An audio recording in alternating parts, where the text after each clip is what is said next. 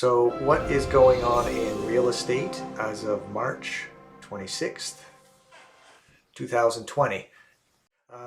I've been watching, listening, and talking with investment property owners with concerns about what's going to happen April 1st. Are tenants in Ontario going to pay their rent? What if they can't pay their rent? What are the options for landlords? Landlords generally still have financing to pay, mortgages to pay. How are they going to pay? Are they going to get potential delayed payments arrangements? I would expect they will. It probably depends on the type of property. There's different property classes, different client.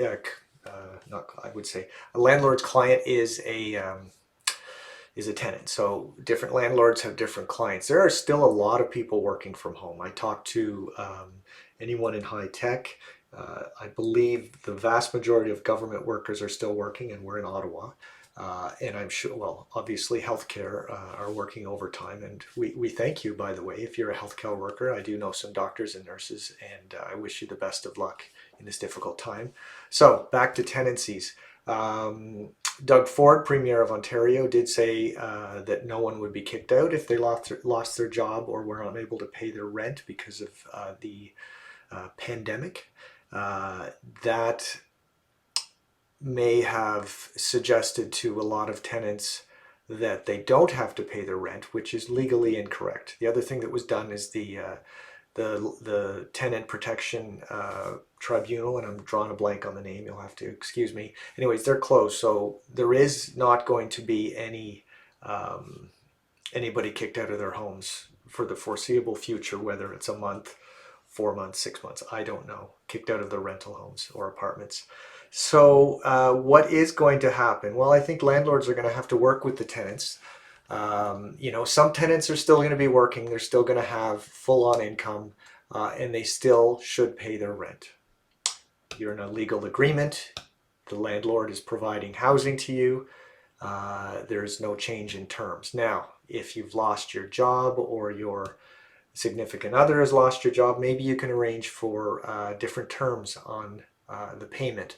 Maybe you pay a little bit now, you pay a little bit in a few weeks if you're getting some type of government help to get through this highly stressful time.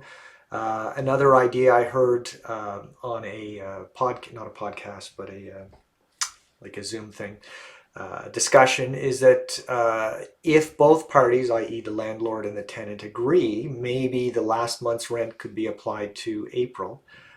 And then as things clear up and people are allowed and go back to work, then maybe that would be a good time.